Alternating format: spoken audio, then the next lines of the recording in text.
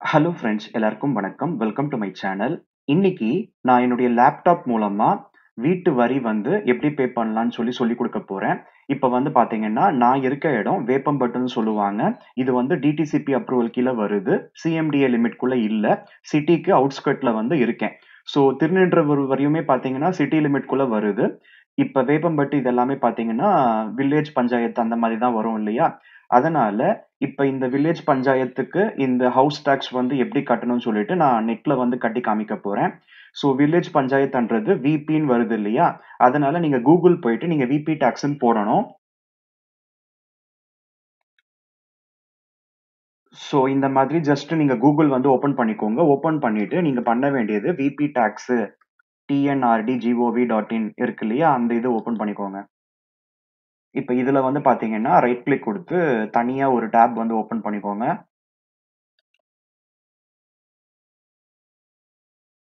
இப்ப இது வந்து பாத்தீங்கன்னா, full and full by default தமிழ்ல வந்து வருது. ஒருவேளை இது தமிழ் வந்து புரியாதவங்க இங்கிலீஷ் மாத்திக்கோங்க.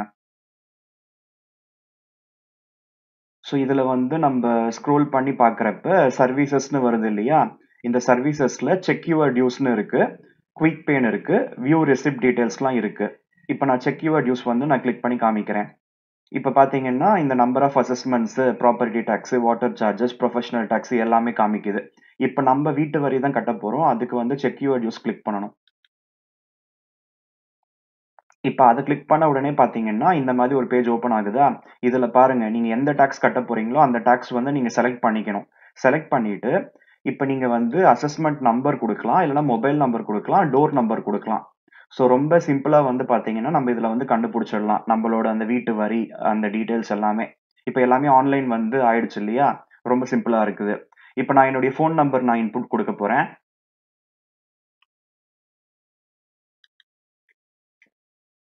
ஓகே. இதுல முக்கியமா டிஸ்ட்ரிக்ட், பிளாக், வில்லேஜ் பஞ்சாயத்து அத சூஸ் பண்ணணும். அது இம்பார்ட்டன்ட். இப்ப நான் இதுல போயிட்டு நான் திருவள்ளூர் சூஸ் பண்ணிக்கிறேன். பிளாக்கும் பாத்தீங்கன்னா திருவள்ளூர் சூஸ் பண்ணணும். பஞ்சாயத்து வந்து பாத்தீங்கன்னா பெருமாள்பட்டு. சோ எனக்கு சம்பந்தப்பட்டதெல்லாம் நான் சூஸ் பண்ணியிருக்கேன். ஜஸ்ட் மொபைல் நம்பர், கேப்சா குடுத்து சர்ச் குடுத்துறலாம். சோ நீங்க அந்த மாரி கேப்சா வந்து குடுத்து சர்ச் குடுத்த உடனே பாத்தீங்கன்னா, நீங்க ஸ்க்ரோல் பண்ணி பாக்கணும். கீழ வந்து பாத்தீங்கன்னா, உங்களோட டீடைல்ஸ் வந்து காமிக்குது. ஸோ இப்ப நான் ஸ்க்ரோல் பண்ணி பார்க்குறப்ப என்னுடைய டீட்டெயில்ஸ் எல்லாம் காமிக்குது. அசஸ்மென்ட் நம்பரு, பேரு, ward number, habitation name, street நேம்லாம் காமிக்குது. இப்ப இதுல வந்து பேரு செக் பண்ணிக்கோங்க. ஸ்ட்ரீட் நேம் செக் பண்ணிக்கோங்க. ஸோ இந்த 2 வந்து கரெக்ட்டா இருந்தாலே நம்ப வந்து ஓகே நம்ப வந்து ப்ரொசீட் பண்ணலாம். இப்ப இதுல 2 ஆப்ஷன் இருக்கு. வியூ ஆப்ஷன், பே ஆப்ஷன் இருக்கு. ஃபர்ஸ்ட் நான் வியூ குடுக்குறேன். ஸோ வியூ குடுத்த உடனே தனியா ஒரு விண்டோ வந்து ஓப்பன் ஆகுது. இதுல நம்ப பேரு, நம்பளோட அந்த ப்ராப்பர்ட்டியோட டீட்டெயில்ஸ் எல்லாமே காமிக்குது. ஸோ இதுல ஒரு சிலது வந்து தப்பா இருக்கலாம். பட் ப்ராப்ளம் இல்ல. உங்களோட டோர் நம்பர் கரெக்ட்டா இருக்கான்னு பார்த்துக்கோங்க. அதேபோல இதுக்கு முன்னாடி நீங்க கட்டியிருப்பீங்க இல்லையா? அந்த காஸ்ட் வந்து இதுல ரிஃப்ளெக்ட் ஆகுதான்னு பார்த்துக்கோங்க. இப்ப நான் வந்து ஸ்க்ரோல் பண்ண உடனே பார்த்தீங்கன்னா, இப்ப நான் கட்ட வேண்டியது 2023, 2024க்கு. அதேபோல 2024, 2025 அப்படி வந்து காம்பினேஷனா வரும். ஒரு வருஷம்ன்றது. இப்ப நான் 2 வருஷம் கட்ட வேண்டியதா இருக்கு. இதுல நம்ப ஒண்ணே ஒண்ணு மட்டும் கட்டிட்டு, இன்னொன்னு வந்து பொறுமையா 2025 மார்ச் மாசத்துக்குள்ள கட்டிக்கலாம். பிரச்சனை இல்ல. இப்ப எனக்கு இந்த 2 இது வந்து நிலுவையில இருக்கு. So general tax, library tax. So ஒட்டுமொத்தமா வருஷத்துக்கு ரூ. 880 கட்டணும். 2 வருஷத்துக்குன்றதுனால ரூ. 1760 கட்டுற மாரி வருது. இது எல்லாத்தையும் செக் பண்ணிட்டு, இப்ப நான் இங்க வந்து பேன்னு குடுக்குறேன். அப்படி பேன்னு குடுத்த உடனே தனியா வந்து ஒரு விண்டோக்கு போயிடுது. அதுல பார்த்தீங்கன்னா, ப்ராப்பர்ட்டி டாக்ஸ்ன்னு ஆட்டோமேட்டிக்கா சூஸ் பண்ணிடுச்சு. டிஸ்ட்ரிக்ட் எல்லாமே அது ஆட்டோமேட்டிக்கா சூஸ் பண்ணிடுச்சு. அசஸ்மென்ட் நம்பர் கூட அது ஆட்டோமேட்டிக்கா சூஸ் பண்ணிடுச்சு. ஜஸ்ட் அந்த அசஸ்மென்ட் நம்பர் தான் இம்பார்ட்டன்ட். இப்ப இதுல நம்ம பேரு, மொபைல் நம்பர், இமெயில் ஐடி குடுத்து, கேப்ச்சா குடுத்து நம்ப உள்ள போகணும். இப்ப பார்த்தீங்கன்னா, கீழ ஸ்க்ரோல் பண்ணி வந்த உடனே பார்த்தீங்கன்னா, உங்களோட டீட்டெயில்ஸ் எல்லாம் காமிக்குது. மறுபடியும் ஒரு தடவ செக் பண்ணிக்கிட்டு, உங்களுக்கு எது பே பண்ணணும்னு நெனைக்கிறீங்களோ, அது மட்டும் டிக் பண்ணிக்கலாம். இப்ப எனக்கு 2மே டிக் ஆயிருக்கு. செலக்ட் ஆல்ன்னு குடுத்துக்கலாம். இல்லன்னா தனியா கூட பே பண்ணிக்கலாம். ஓகேவா? இந்த மாரி இருக்கு. இப்ப வந்து பார்த்தீங்கன்னா, நான் 2த்துக்கும் சேர்த்து நான் பே பண்ணிடலாம்னு இருக்கேன். இப்ப கீழ வந்து பார்த்தீங்கன்னா, பேமெண்ட் மோட் வந்து ஆன்லைன் சூஸ் பண்ணணும். சூஸ் பண்ணிட்டு இந்த ஆட்டம் டெக்னாலஜிஸ்ல தான் இருக்கு. ப்ரொசீட் குடுங்க.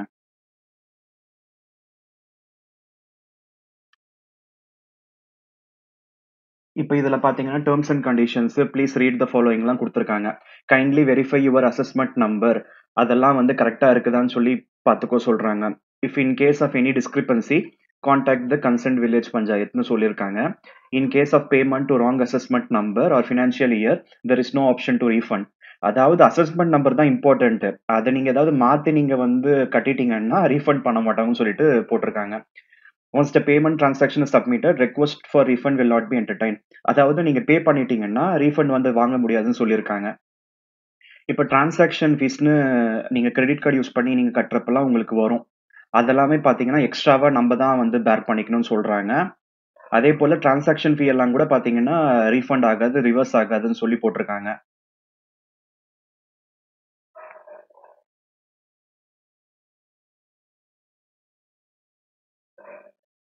அதேபோல நீங்க இது கட்டுனதுக்கு அப்புறம் பேங்க்ல இருந்து கன்ஃபர்மேஷன் வந்ததுக்கு அப்புறம் தான் இது வந்து உங்களுக்கு பேமெண்ட் சக்சஸ் ஆகும்லாம் போட்டிருக்காங்க. The actual updating of payment by the department will take place after confirmation from the banks. Maximum 2 to 3 days இப்பல்லாம் பார்த்தீங்கன்னா, சேம் டே கூட பார்த்தீங்கன்னா, அது கன்ஃபர்ம் ஆயிடும்.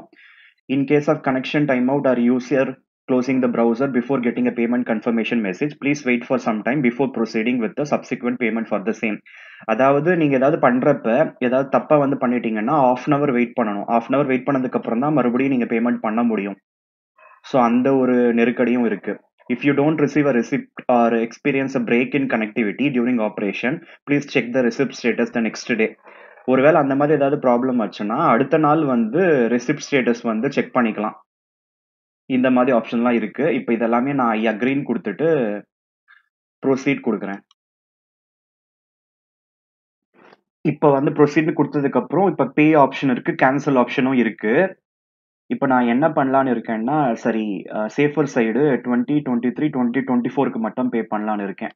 ஸோ நான் ஒண்ணு எடுத்துடுறேன். ஸோ 880 மட்டும் நான் பே பண்றேன். ஏதாவது ஆச்சுன்னா கூட அந்த ரூ. 880 போகும்.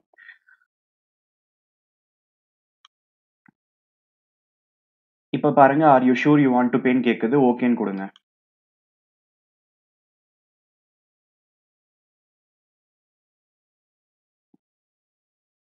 இப்ப இதுல வந்து பாத்தீங்கன்னா, நமக்கு credit card, debit card, net banking, UPI இல்லன்னா கியூஆர்ஸ் கோட் வந்து ஸ்கேன் பண்ற மாரி வருது.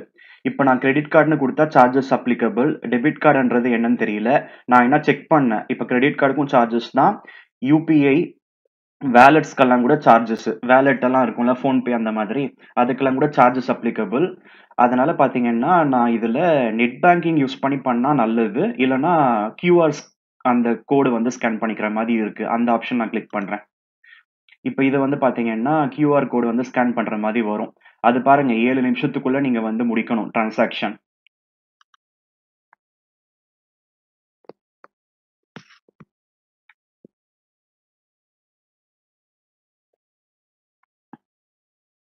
இப்ப இந்த மாரி காமிக்குது இல்லையா? இந்த இடத்துல வந்து எப்பயும் நம்ப ஸ்கேன் பண்ற மாரி ஆ ரூபே கார்டு வச்சிருந்தீங்கன்னா கூட நீங்க ஸ்கேன் பண்ணிடலாம். இப்ப நான் என்னுடைய Flipkart ஆப்க்குள்ள போயிட்டு, நான் ரூபே கார்டு நான் வச்சிருந்திருக்கேன். இப்ப அதுல போயிட்டு நான் வந்து ஸ்கேன் பண்றேன். இப்ப வந்து பாத்தீங்கன்னா, ஸ்கிரீன்ஷாட் முடிஞ்சா நான் போடுறேன். இந்த மாரி பஞ்சாயத்து ராஜ் எல்லாம் வந்துடுது அது ஆட்டோமேட்டிக்கா. Your transaction is under processing. In case of failure, any amount deducted from your bank will be refunded within 3 working daysன்னு போட்டு வச்சிருக்கான். ஸோ இப்ப பாத்தீங்கன்னா, எனக்கு பேமெண்ட் சக்சஸ் ஆகல. இங்கேயுமே பாத்தீங்கன்னா டைம்ட் அவுட் ஆயிடுச்சு. இப்ப டிரான்சாக்ஷன் ஃபெயில்டுன்னு வருது.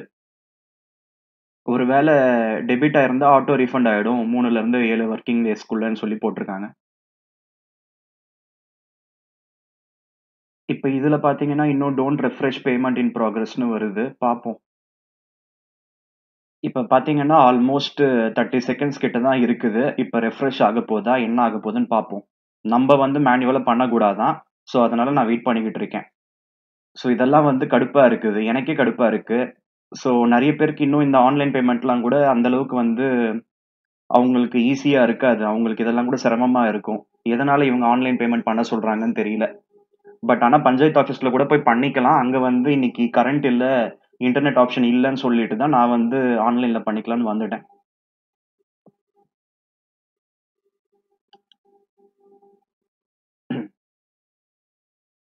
ஸோ இதுல பாத்தீங்கன்னா, மறுபடியும் போயிட்டு பேமெண்ட் ஹிஸ்டரின்னு சொல்லி பாத்துக்கலாம் போல. இமெயில் ஐடி யூஸ் பண்ணியோ, மொபைல் நம்பர் யூஸ் பண்ணியோ.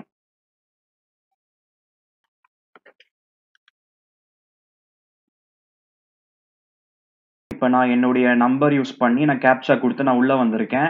இப்ப இதுல பார்த்தீங்கன்னா தெரியுது. டிரான்சாக்ஷன் ஐடி எல்லாமே ஃபெயில்டா இருக்கு. இப்ப செக் ஸ்டேட்டஸ்ன்னு ஒரு ஆப்ஷனும் இருக்கு.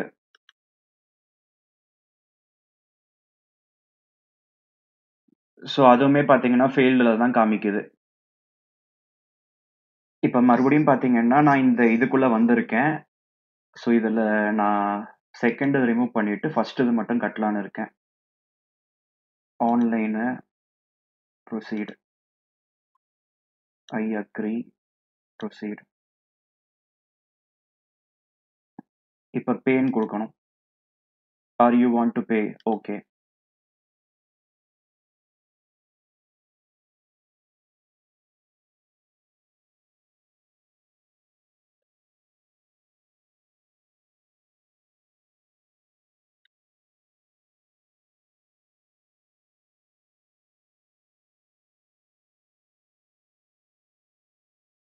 ஸோ மறுபடியும் டிரான்சாக்ஷன் ஃபெயில்டுன்னு வருதா? ரீட்ரை குடுக்குறேன்.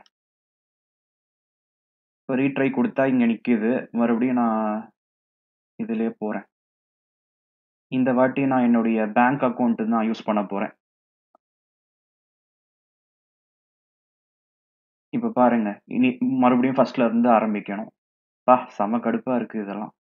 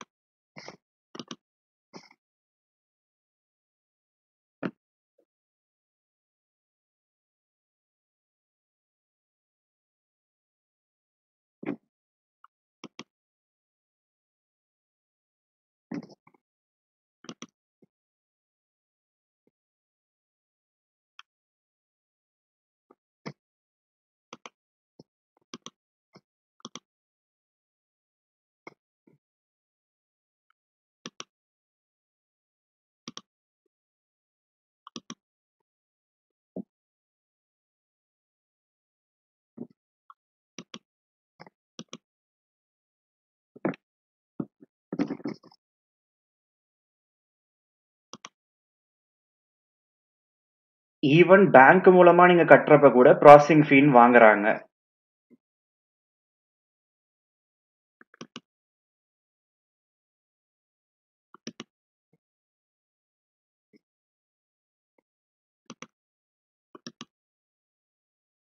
சரி, யுபிஐ ஐடி யூஸ் பண்ணி நம்ம போட்டு பார்க்கலாம்.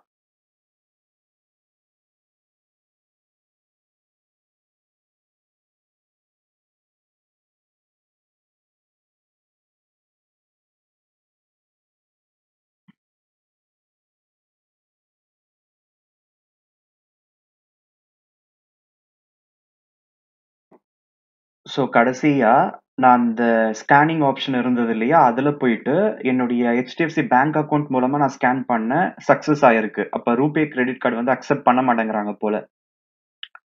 ஸோ இப்ப பார்த்தீங்கன்னா சக்சஸ் காமிச்சிருக்கு. ரெசிப்ட் நம்பர் வந்துடுச்சு. ரெசிப்டும் டவுன்லோட் பண்ணிக்கலாம்.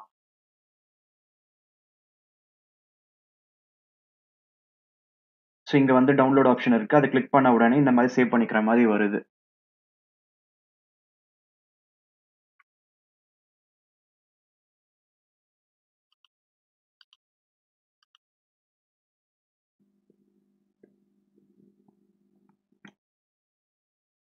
ஸோ இந்த மாதிரி பார்த்தீங்கன்னா, நீங்க உங்களோட பேங்க் அக்கவுண்ட் மூலமா நீங்க இந்த ஸ்கேன் பண்ணுங்க. அப்பதான் உங்களுக்கு சார்ஜஸ் எதுவும் இல்லாம ஜஸ்ட் அந்த ரூ. 880 மட்டும் கட்னா போதும். நான் செக் பண்ணதுல debit card, credit card, net banking எல்லாத்துக்குமே சார்ஜஸ் வந்து வருது. எதுக்கு தேவையில்லாம அந்த ரூ. 20 கூட நஷ்டம் தானே. அதனால நான் ஸ்கேன் பண்ற மாதிரி தான் நான் வந்து பே பண்ணியிருந்தேன்.